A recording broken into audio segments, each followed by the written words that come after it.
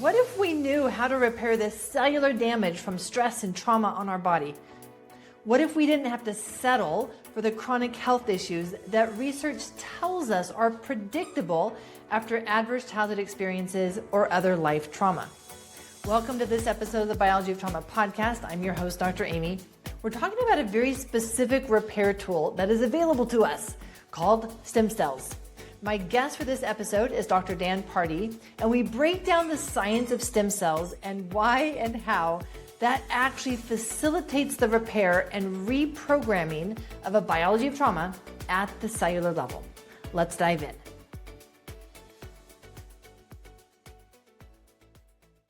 So good to see you here. So good to have you here.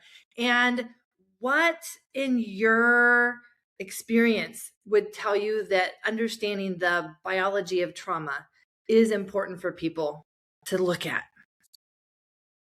Oh, that's a great question. And it's so good to be here. Thank you for having me. It's great to meet you.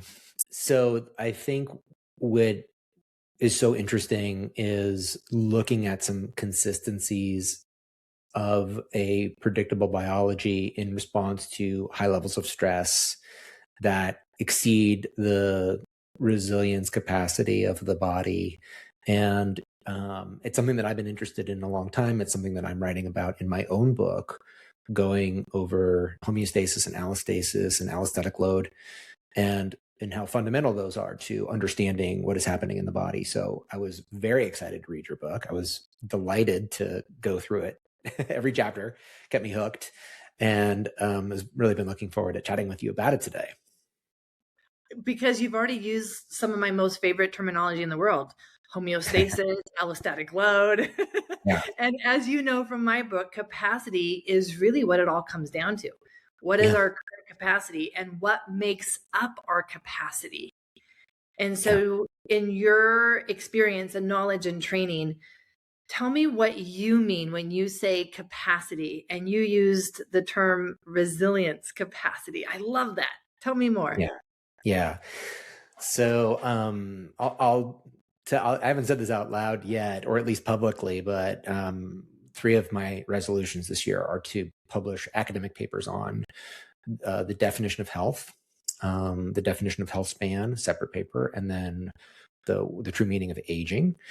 And so I'm working now on what is health, and I've come up with a definition, and I've circulated it among some very high credible, very knowledgeable people, and gotten good feedback. So it's encouraged me to go forward with it. But capacity is a very key idea when we try to understand health in general.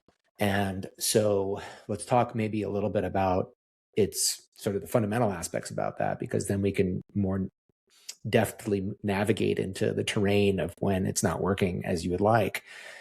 So the body changes a lot, of course, across the lifespan, and defining health is not something that is a scalar variable. Like, it's not one thing that you can measure.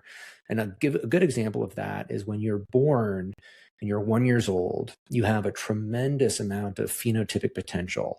Depending on the stresses that you experience as a young individual, it can turn that moldable bit of clay, that human, into many different things, depending on the stresses that it experiences.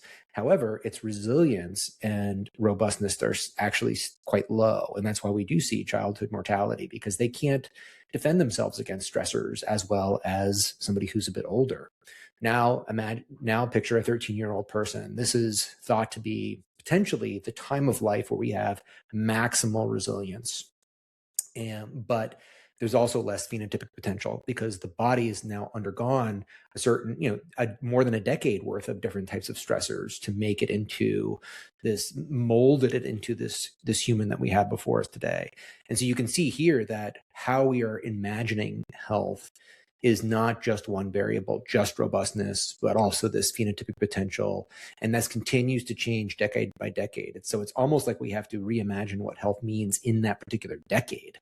But capacity is a very important component of this. And that is the capacity to tolerate different stresses, but also the ability to adapt to them so that we can now move in a direction that may be a little bit different than the type of exposures that we've experienced before. So the way that I envision resilience is, imagine a tree, and that tree is subject to wind. How much can that tree bend before it breaks? Okay. That could be defined as how resilient is that tree in the face of stressors. Robustness is how much wind can a tree take before it even bends. Okay. So those two ideas are different. So one idea is how much stress can this tree take before it is, and still snap back into its functioning state. And the other is how much stress can it handle before it even needs to bend, which means it even needs to deviate from its set points before it starts to make some accommodations to handle additional stress. Those are both very different. They're related concepts, but they're different.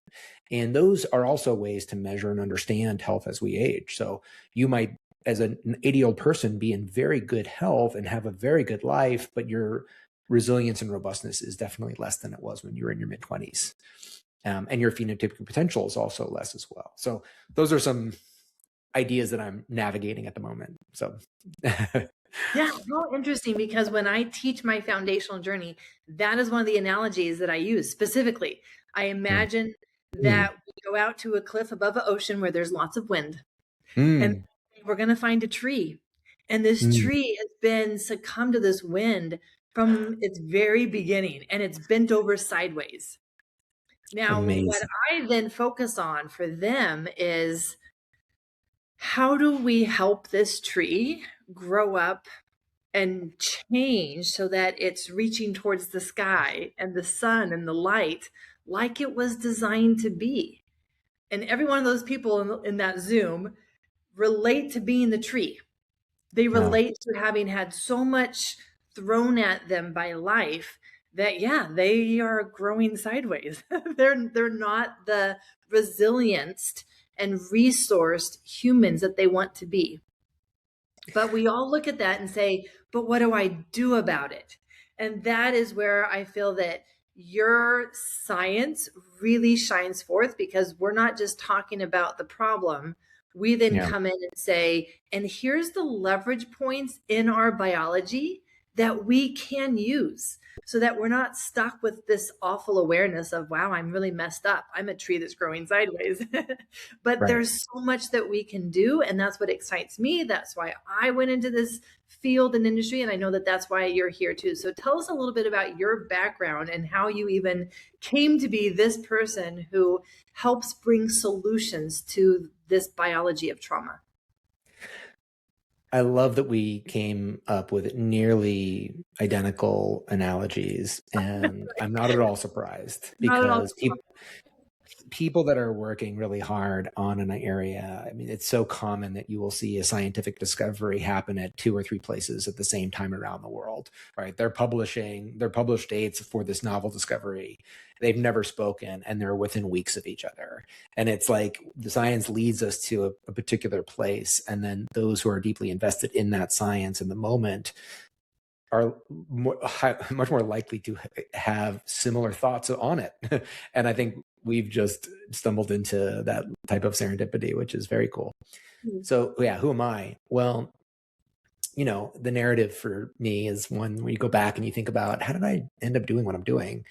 But for me, I was interested in health from a young age, and that was due to getting injured and not being able to play sports. So I love soccer, and then I love basketball, and I had turned over my ankles, and I was so frustrated to me because it was my passion, and I wanted to get back onto the court, the field.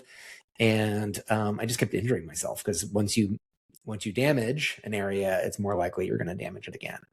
So in a way, that ended up being something that turned into a positive in my life, because it started to make me pay attention to my own body, probably more than your average kid, from a young age, which then led to me wanting to study it more formally. And I didn't know what I wanted to do. I was studying sports medicine and exercise physiology, and I just navigated that terrain based off of where my interest led in the moment. But it did eventually lead to getting a master's in exercise physiology. And then I came back and I worked with Dr. Dean Ornish in his prostate cancer lifestyle trial team. So I was mostly a box carrier. I wasn't one of the like major brains formulating the hypotheses there, but I was really glad to be able to tap into that group. And we had over 100 prostate cancer patients come once a week. And it was a 7-hour intervention. And in that intervention, they met with an exercise physiologist and talked about their movement pattern last week. They met with interpersonal counselors so they could talk about relationship dynamics with their partner. They did stress management. They did nutritional counseling. And it all summated with a weekly meal with everybody, where they would even bring like a potluck. They were learning how to cook. What an awesome study, right? Well, some of the criticism that it got was, yeah, but how do you know it's working? We've overfit our interest in trying to understand the very specific biology of why something is working, because we live in unfortunately a time where the priority is always trying to identify a pharmaceutical solution. And so if you can pinpoint the consequential physiology at the cellular level, then you might be able to intervene in a way that blocks it or augments it or whatever. And listen, I have no problem with that. Hey, cheer them on. Let's do as best that we can. It's just a facile view of the full picture. And so that was, so that was part of my journey. And then I ended up, I won't go into too much, but I ended up stumbling upon sleep. I worked for a company in medical affairs where they had a drug for narcolepsy. And it was so great to be able to work with that population of people. And I don't want to go off too much on a tangent, but I will say this, that a friend of mine just connected me with a father who has a 6-year-old son who definitely has narcolepsy. He's not been diagnosed yet. And my friend said, oh, you should talk to my friend Dan, because he worked in that field. And I just had a 90-minute conversation with somebody I've never met, a very scared father. And I felt really proud in the moment that I could help put their fears at ease and give them information that was helpful. So the only reason I'm mentioning it is because it happened yesterday. And so it was like fresh of mind, but it really like shook me almost all day. But yeah, so I was into sleep, and then I did my PhD on it. And I knew even then when I was doing my PhD that doing sleep research for the rest of my life was not what I wanted to do, even though I love the subject. What I really want to do is working in, if you will, public health. And how do we help individuals optimize their health and have a very, from a health perspective, have a very high quality of life. And that's been my career path really since then. And I love working at Qualia. So I started here over the summer because I get to talk about science and I love educating. And we're also creating solutions and for certain areas. And it's a duality of being able to teach why it's important. And then I also provide some solutions. There's no complete solution, but we have this panoply of options. We have to figure out how to construct our own, process, our own pattern, our own practice, health practice. And so it's cool to be able to talk about why some areas are really interesting and worth paying attention to. Yeah, another synchronicity is that I went to medical school at Loma Linda University. And so the institution that is very focused on lifestyle medicine. So Dean Ornish was like, the god in lifestyle medicine. And so we spend a lot of time looking over these studies, analyzing them, and figuring out how can we implement these? How can we look at the science and explain the science, because it's not as objective as this, well, here's a medication and this is the mechanism of action and here's the outcome. It's these, well, what does having a meal with someone else do to you? Yeah. Right? Like, how do you measure that, Dan? How do you measure the effect of a hug? Yeah. How do you measure the effect of going from a lonely place to, I feel like I belong in a community? Yeah. Those are things that we now know are important, and they affect the immune system. They affect the nervous system. They affect all the biology. But yet, how do you measure that in an objective way that passes the test of randomized controlled trials. You can't. You can't. And so this is where I love that your science has led you to be looking at the larger picture of what does it mean to be human? What does it mean to be alive? What does health actually mean? Yeah. Because sitting by yourself, eating a meal, but taking a pill for your immune system, is that really health? Yeah. Does Yeah. aging really mean? So Yeah. it's exciting. I feel like this is a great time to be in the field for the Mhm. advancements that are happening around these larger conversations around what it means to be human and all the factors that play a role in our body and our health. Yeah. So something I've been advocating for a while is that if we were to fix, quote unquote, all of the little issues in the many little issues and big issues within our healthcare system, we wouldn't be anywhere near the outcomes that we would want. So the point is, not all of the solutions lie within the current vision of what healthcare looks like. And so I've kind of, through my own learning, through navigating my own career, that there is a very important position that's missing in society, and I call it the health performance expert. And this is, or an HPE, and this is equivalent to your PCP, your primary care doctor, who's working on the sick care side of your health, which is super duper important. But the whole way that system is set up, which much to the frustration of many doctors, is that you have a limited amount of time with your patient, and you're really evaluating them. Should I get more information on them with the diagnostic? Should I refer them, or are they being evaluated for a medication? And then maybe get some lifestyle tips out the door. And that is not a criticism of doctors, but it is I think, a sober realization of what the system really is set up to do. And that can be fine. But on the other side, the HPE is a self-care expert, and that is completely different. That is helping to train skills of individuals so that they can maintain a different pattern of living. So you can't just outsource all that to an expert. You have to become the expert yourself in a way. And so this would be an expert generalist like your PCP. So right now we have nutritionists and exercise physiologists, but those are specialists, right? They're not your first point of contact that have some level of expertise across every determinant of health. That should be your first point of contact. And then, of course, we can still have specialists where the case is unique and challenging, and then you want to go to someone who has domain expertise beyond yours. So anyway, I'm advocating for that change in our system, but that'll be a part of the book. And this is why I have moved into a year-long program for people. I used to focus on these short dives into the nervous system. Let me teach you regulation of your nervous system. Let me teach you how to create a state shift so that your physiology can shift from survival mode to inner calm and inner peace within a matter of seconds. But then it was still, and then you need to take the next step, and then there's the next step and the next step, and not having this cohesive container for them that you're talking about. And so that's why even in my delivery of how do I safely guide people, it's changed dramatically from coming out of the conventional medical system to this is what people actually need. They need someone almost project managing all of these different pieces, not just the sick care, but the wellness and the trauma healing. Because from my standpoint, it's not only about what you've been through in your lifetime, because it's not the resolved traumatic experiences that I worry about for you. It's the unresolved.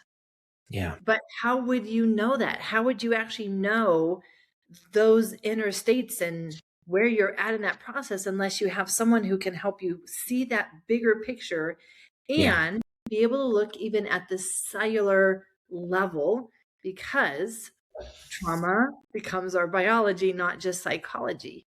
Now, you've done some fascinating work around creating solutions for helping the body repair, specifically even some stem cells. Now, stem cells, I feel, is still an area that is not well understood. It's not well utilized. You're not going to go to your trauma therapist and they're going to be like, you should really consider stem cells. So it's still this, what is this? How do you see stem cells being a part of the solution for repair after the body has been through a lifetime of stress and trauma. Yeah.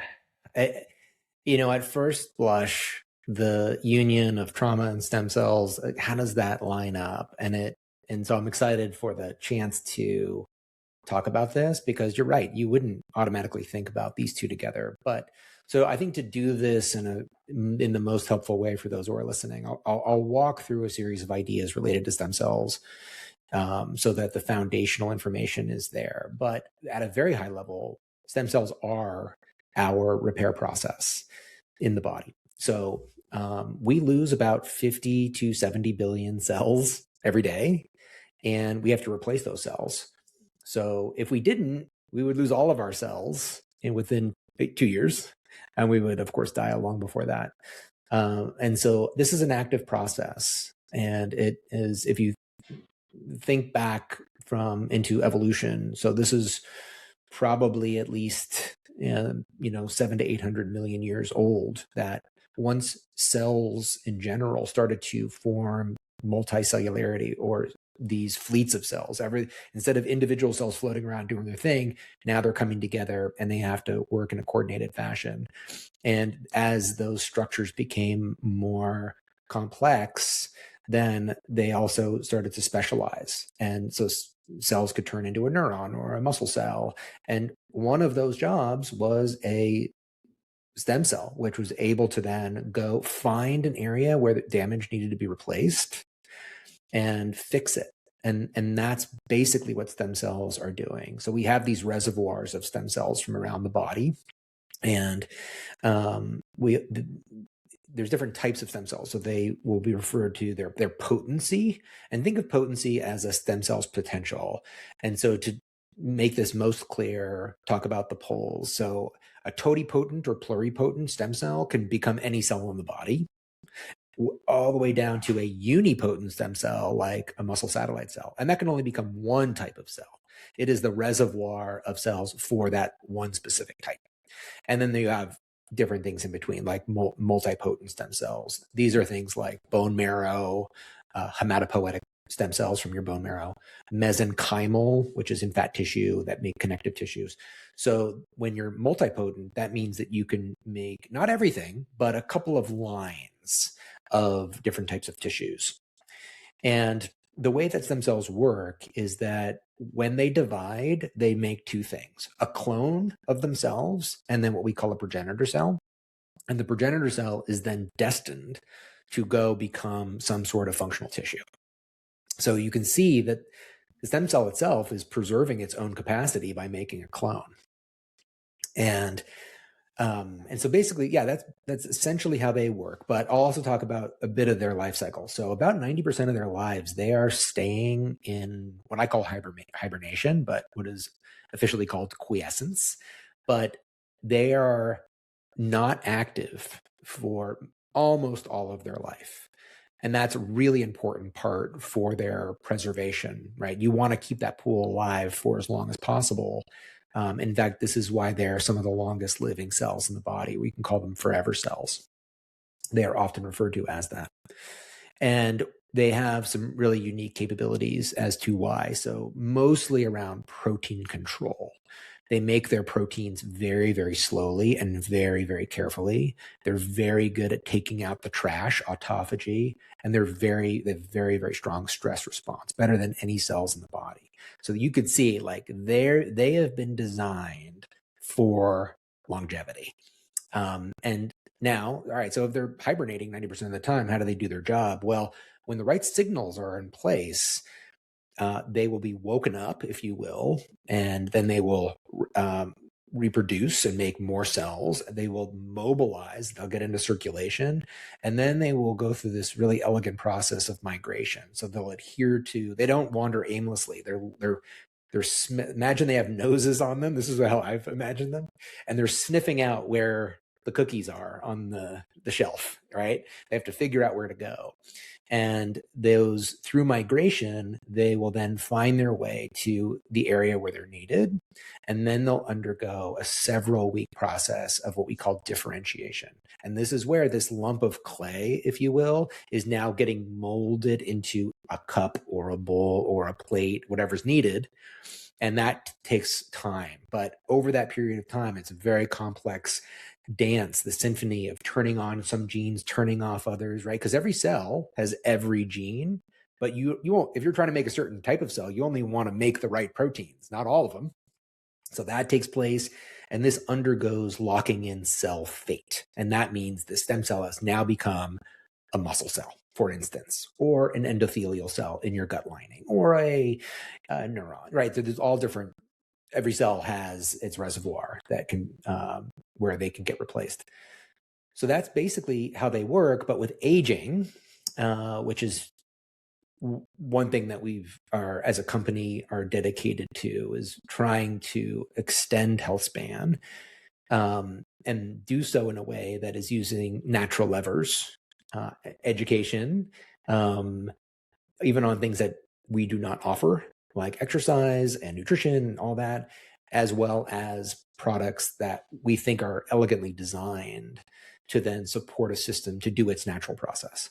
So I'll go back to that in a minute. But with aging, the very weird things happen to stem cells. So stem cell exhaustion is one of the hallmarks of aging, which is an identifiable, repeatable, cross-species, predictable process that occurs. And this could be like DNA damage and telomere attrition. There's now 14 of them. There was originally 9, then 10 years later, 3 more were offered, and now there's 14 as we sit here in 2026. And we'll probably see more, but those processes have some characteristics. They should get worse with age. If you experimentally make them more or worsen them, like you add more senescent cells or you contribute to stem cell exhaustion, then you're going to make the aging process go faster. But what all of this does, it also provides us an opportunity to now intervene and to try to create solutions for them. Because then you have essentially a playing field where you're like, all right, can I move it in this direction? And does that have positive outcomes on increasing function for the animal? And do they live a little longer? And sometimes you see one or the other. But yeah, so that's like the broader idea. And yeah, and I've talked for a little while, so I'm going to pause and just let you see if you have any reactions. But that's what stem cells do. That's what the exhaustion. Yeah. And so it makes me think of the biology of trauma as I've laid it out in these 3 different states of your nervous system. And each of those states is an operating system. And so every cell and every system is operating differently based on what state we are in. Is that what you're seeing with the stem cells? So if someone maybe is even ready to do stem cell therapy in whatever version and form that looks like, but they're at a point in their life where they're super stressed out, maybe all the way in overwhelm and the heaviness and the brain fog, is that going to be different than if they're coming in and engaging with stem cells when they're in parasympathetic and they're feeling calm and safe and secure in their life? Does the state affect stem cells? Yeah. So that, I think, is getting at the crux of why this is a really interesting conversation to have amongst these 2 topics simultaneously. So one of the reasons why stem cells lose their ability to regenerate and create new tissue, they're just no longer as good as they were previously, is not just due to a decline. Well, we only have 30% of the stem cells that we used to. That's not it. Yes, there is in some ways there is a decline, but the best way to think about what aging does is it creates an environment that doesn't allow for stem cells to do their job. And that is not entirely, but largely controlled by dysregulated inflammation. And so these stem cells live in a neighborhood, and that neighborhood is providing key signals from the extracellular matrix, from cytokines, from all these different variables. It's feeling them, and it's creating these. It is affecting signaling pathways on the cells that guide them in the right direction. And what happens is, imagine, if we're using the neighborhood analogy, that it gets so loud in the neighborhood, there's so much noise, and this is the equivalent to inflammation, that the signals that are there are not getting through. So it would be like if you and I are trying to have this conversation, but there's just way too much background noise. And so we're talking at a volume that is fully audible, but it's not audible in the context of the room we're in. And so what you see is that if you take an old stem cell and you recreate the environment in which it inhabits, it can perform its job beautifully. It acts like a young stem cell. And that is where I think this conversation has a lot of opportunity to sort of explore these commonalities here. That because of the response that you laid out beautifully, the 5 sequential steps, right, that lead to this place where you then essentially have a cellular damage response that was articulated by Navio. You're now dealing with another contributor to chronic inflammation aside from aging itself, because aging contributes that as well. But stress is going to expedite that process, even if you're younger and you're not in the throes of obvious aging. And so essentially what trauma can do is serve as a aging accelerator, because it's paralleling conditions that you would see at a later time of life. And I'm, of course, using a very specific example of a younger person, comparing them to an older one. But that is now going to lead to decreased regeneration of your tissues throughout your body, right? And probably what you would see if you did a biological age test. Now we have multi-omic tests that look at epigenetics and other factors, and what these tests do is they try to create the most predictive model for particular outcomes. So, how soon is this person likely to get a disease? There's even ones called Dream Age. How much longer does this person have to live? And they are remarkably predictive. And those tests would probably show that this person who have dealt with a lot of trauma for a long time would be older than what their chronological age would be. And so now that's good to know. But of course, we always care most about what are the things we can do to improve the situation. As I think about what unresolved trauma does, it keeps a person in that loop of stress or breakdown. And they're always in one of those two. I use the word overwhelm a lot in my books. So stressed or overwhelmed. And then what I show is that really to build our capacity, we need these rhythms of stress and rest. Yeah. Is that also what you're seeing in stem cells? Are you seeing rhythms that the body has also innately built into how our stem cells help us regenerate with biological rhythms? That is the exact rhythm that a stem cell on a daily basis needs. At night, stem cells are resting and they are undergoing damage control. They're picking up cues from growth hormone and melatonin and other nighttime signals. They have decreased metabolism, and all of these things are enabling your stem cell system to be more ready the next day to respond to stress. Things like a canonical one is to go work out, right? You are activating your sympathetic nervous system, you're driving those hormones into circulation, and then those hormones are enabling the body to perform at a high output. And one of the things that they also do is to pair the stress response to the repair response. The same signals that are generating your ability to go exercise are also generating your ability to heal from that. And the body's very good at anticipating needs. And so think about eating, right? You see or smell food and you weren't very hungry, and now all of a sudden you're salivating and you're starting to think about food. And you're like, I wasn't hungry at all, and I just smelled those cookies and now I want to eat. And all of these, the perception of the signal and the response to it, a lot of it is non-conscious. And then next thing you know, I'm eating cookies, Aimie. So, but yes, so you got it 100% right, is that many things in our biology have a stress / stimulation part of the day, and then a rest recover and repair part of the day. And with stem cells, it's a little bit unique. Like the repair that is occurring with the stem cells is repairing them to perform during the day to repair, if that makes sense. But yeah, that's exactly right. That's exactly how they work. So what you're saying, Dan, is that good quality sleep is actually also to help your stem cells be their best and help them do their job during the day. Yeah. So one thing that my PhD work was looking at the combination of three different things. So sleep, eating, and cognition. And so, for example, what happens if you're not sleeping enough?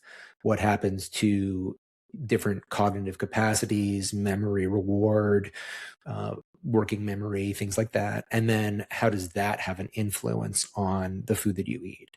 But aligned with that work and parallel to it, we do see that one thing that reliably happens in response to not getting enough sleep is insulin insensitivity. Due to higher inflammation markers that didn't have time to fully clear, then that inflammation causes your body to become insulin resistant.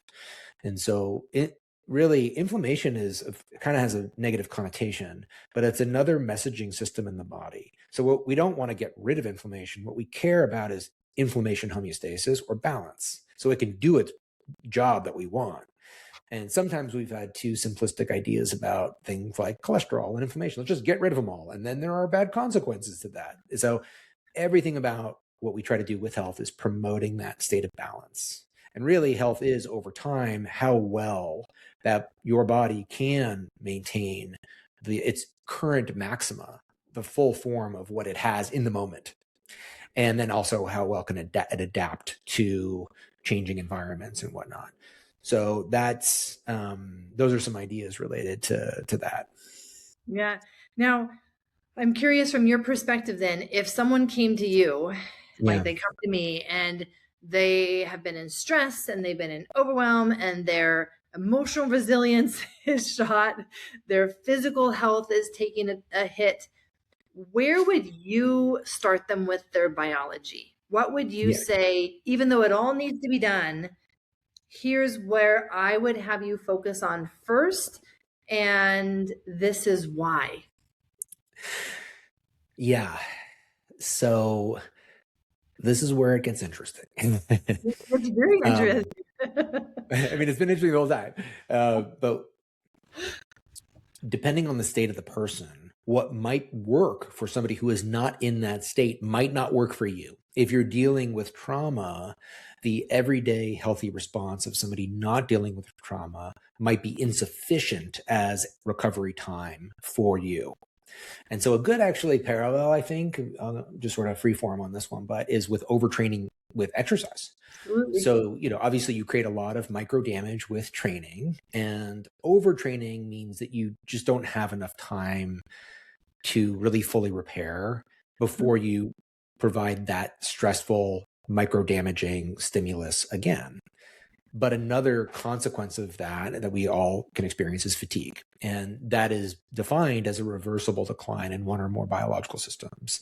And that may or may not occur before you observe a performance deficit. Okay, so you might be performing fine still, but you're pretty tired. It's like taking extra grit to get there.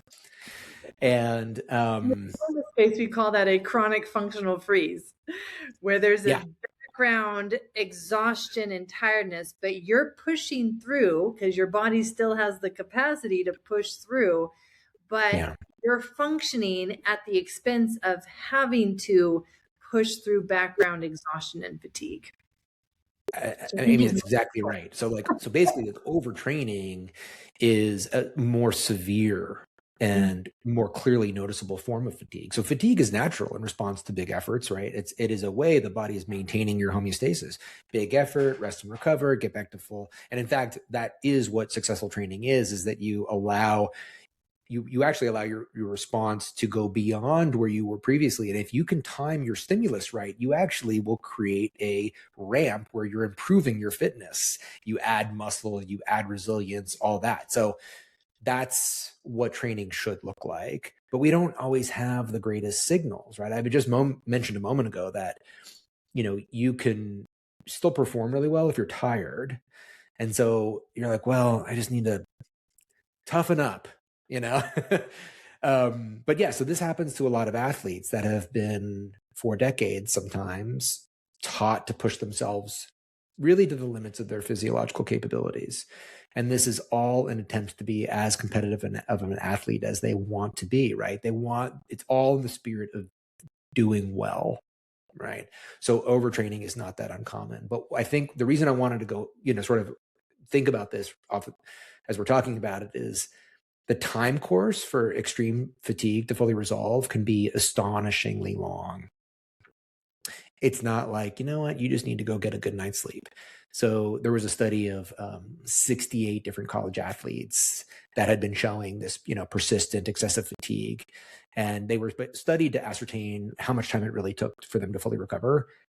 How long do you think it took to fully recover to get back to their baseline function? I would throw out something around 2 to 3 weeks. 5.5 months. Look at that. And those are college age students. Imagine once we're in our 40s and 50s and we've had even more accumulated decades of damage. Yeah, I know. And by the way, that number shocked the heck out of me. So the only reason I was like, I would never have guessed that. I would have guessed 2 to 3 weeks when I was looking into this. And, in the range there was pretty big, right? Some people did recover from extreme fatigue in one month, but it took others years, 60 months to fully recover. And so what I imagine is happening there, which I think is really relevant to what we're talking about now, is that when your system is so damaged, even the ability to repair is going to be very slow because what were we just talking about? The inflammation that's there, the stress and the trauma, your body's not performing as well as it could. And even getting back to your baseline feels like a monumental effort. And if you give it the healing conditions for that to occur, then it can start to build more resilience over time. And then what I imagine is that trajectory looks really flat for a while and then starts to rise as it starts to build up momentum. And it starts to be able to do better over time as these systems come back online. And by the way, if you're one of these people who's been doing this for, 40 months and you're like, I'm still not recovered, it could be really frustrating. But it can take a long time for our body to fully recover when it's been placed under these really severe conditions, but it can. And that's the optimistic message here. Well, and that's why both of us do the work that we do. If we didn't have hope, we wouldn't be doing what we do. And so when I look at that, right, just that science, I feel like that is also why I've moved into this year-long container, because I know that for several months, they're still in this, like, I am still overwhelmed. And it's not the right time for me to be like, well, good luck, like, go and do what I've taught you to do. No, they still need to be held, and they need to see these other aspects. Because for me, it's not just the biology, it's also the implicit memories of the body that are associated with our environment. And so I need to help them change the neighborhood that they're living in, not necessarily figuratively. We're talking about changing the environment in which they have surrounded themselves with that are constantly providing ongoing cues of danger. Of course, their body can't have that reset and the repair that it needs because it's still under attack. At least it feels like it's still under attack. So there's a lot that goes into when we're talking about an emotional trauma, not a college age student who's recovering from physical fitness. It's a lot of different things. And it's easy to miss a piece if you're not aware of all the different things that need to happen at the mind level, the thoughts that we have, the self-talk that we give ourselves, those somatic implicit memories, and the biology. Yeah. So it gets again, like for me, this comes back to this is what it means to be human. You can't just look at one piece and be like, well, this will fix it. And after 40 months, be like, why isn't this working yet? It's just because you're missing some pieces. You're missing some important pieces. Yeah. And we are human. We are all of that, mind, body, and biology.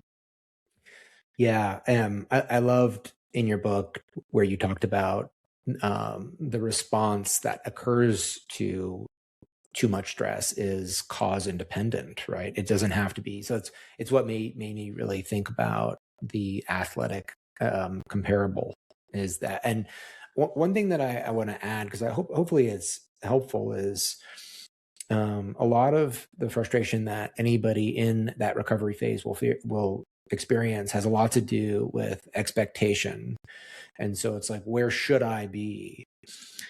And when the more you can tap into where am I now, and like, because the point is that there are really good, healthy things that you can be doing right now for where you're at. And in our health journey, we can't always do all the things that we once did or even can do still, but we can do the things that's good for us today.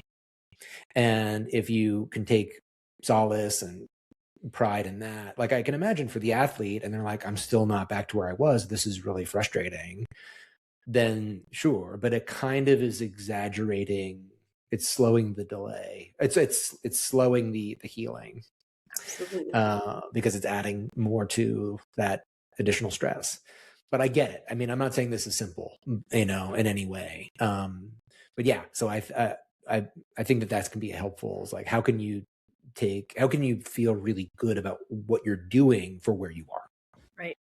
Yeah. Well, as we wrap up, I'd love for you to share with people how they can find the stem cell products that you have been working on with Qualia. Yeah. Yes. Yeah. And I'll tie a bow on that one. But the way that I think of what our product is think of it more like stem cell wellness. So most of the way that people hear about stem cells is medical stem cell therapy. That's where you get them taken out of the body and put back in to try to encourage recovery of a particular area. And there are now therapies beyond that we're looking into that are very exploratory, but it's a very cool space. What we're trying to do is raise the volume on the signal so that your stem cells can do their job in a noisy environment. And also part of that is to lower the noise of the environment, right? So it's everything about the reason why I was attracted to work for the company is because we take a multi-pronged approach to create solutions for whatever we're addressing. And so with this, it's not like, oh, there's one ingredient that seems to be really good for this one aspect of stem cells, but rather, how do we then make the niche more protective? How do we help them rest more deeply? How do we create a more clear signal to release when the time is right? How do we protect the stem cells so they don't undergo what's called mitotic catastrophe, which is they're in the middle of dividing and self-renewal, but they die because they're not strong enough. They're in the middle of differentiation. They're in that multi-week process where they're on their journey to become something functional. They're just not quite strong enough to get there. And so with all of those ideas in mind, that is where we created this product. And the idea is you take it 4 days a month, because we don't want to be pumping out stem cells all the time. That contributes to stem cell exhaustion. We want to give this pulse, this regenerative pulse once a month, keep your stem cells healthy, and then go back and letting other natural triggers like exercise, be the daily rhythm that they experience. But to answer your question, you can find more information about what we do at qualialife.com. So that's Qualia, Qualia. And like I said, I'm really proud of our blog. There's so much to talk about. And so it's nice to be able to take one of these ideas and then actually go pretty deep with it. And what I'd encourage, because I know that health can be totally overwhelming because there's just so much. But what I would say is, to avoid that feeling of overwhelm, adhere to some sort of process yourself, which means I'm going to read like 2 to 3 articles a week, and you're going to aggregate knowledge over time, and that can contribute to how you see, where you see value, and how you shape your own health practice. So yeah, we put a lot of time into the education side as well as the formulation side. Amazing. Well, we've got a lot more to talk about. I'm going to need to have you back on, and it's fascinating science. And the more that we can align with our body, the more progress that we're going to make and have healthier lives and more meaningful lives. So excited to dig more into that later with you. Thank you again for your time today, and thank you for the work that you do. Thank you so much for having me on. Thanks for everybody who's listening. You're doing great work, Dr. Aimie, and I learned a lot, and I appreciate you. I want to highlight this often missed concept when it comes to repair of our mind, body, and biology. We adapt to our environment. What happens when our environment is too noisy for interventions to do their job? And that is why understanding will never be enough. We need to take action to change the inner environment. That is why I have everyone clearing up their internal environment with my 6-week course, The Foundational Journey, before we do the deep dives into attachment and grief and freeze and stress and letting go and neuroplasticity and the like. Now, the links are in the show notes to connect with Dr. Dan and Quality of Life and their stem cell product. And if you're ready to give your body the support it actually needs with cleaning up the inner environment, come join me for the Foundational Journey. These are 6 weeks to clean up that environment so that we actually have an internal environment of safety that promotes the repair and us living from a place of safety. I'm your host, Dr. Aimie. Until next time, lots of love.